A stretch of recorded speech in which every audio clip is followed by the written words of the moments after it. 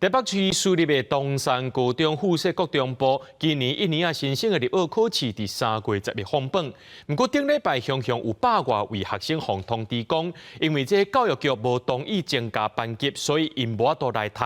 学校是私底下互因22000块的补偿，家长和学生是无法度接受，惊去到市议会认证。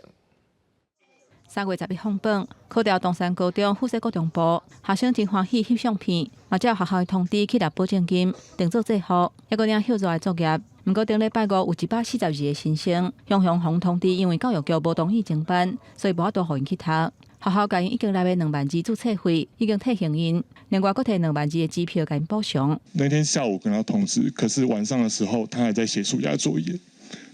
大家知道为什么吗？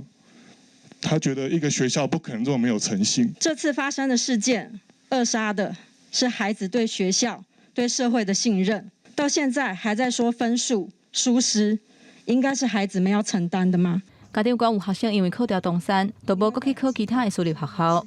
嘛有学生因为安尼，放弃户口在地满业的公立学校。不过即嘛可能无法度转去读，这个伤害是真恶弥补。 学校解释讲，这是因为向教育局争取增班，想要拍拼到上尾1分钟，答应会使专门的单位和学生补偿。我们很不舍这些孩子，不能留在东山，所以我们也努力了很久，到最后实在没有办法，所以真的很抱歉对家长这造成这样的一个困扰。